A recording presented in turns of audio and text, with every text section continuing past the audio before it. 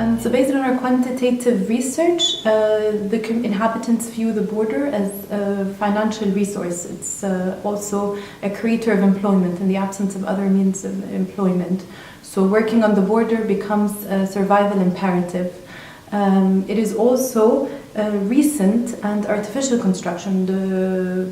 The first border post was set up in 1957, so it's a rather recent construction for the communities, and you see that families extend on both sides of the border, from the Tunisian side and the Libyan side.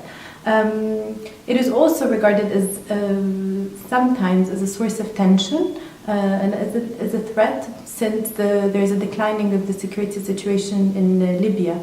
And so we can see that there is a fear that the conflict in Libya would be spilling over into Tunisia, and this is a sentiment that has been shared by the inhabitants. For the state, the border is regarded as more of a threat and more of a source of tension. And so, according to the inhabitants as well, the state has adopted a security-oriented approach in dealing with the border, in managing the border, over an approach that fulfills their economic and social security.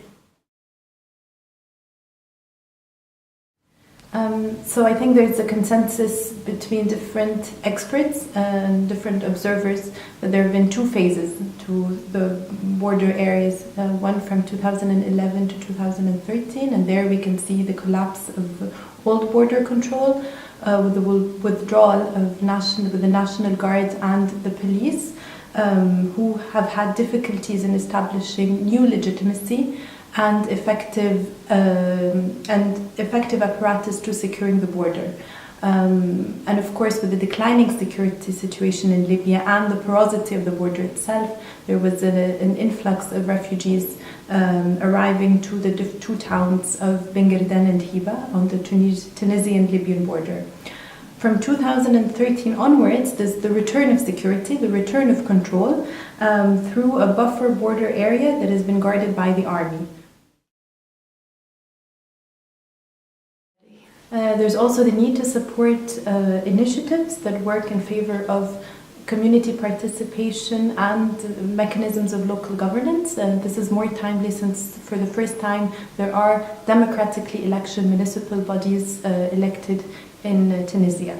And so as International Alert, we work on creating spaces of dialogue, of debate, bringing together communities and local authorities together, and also attempt to institutionalize models of local governance and of democratic local governance.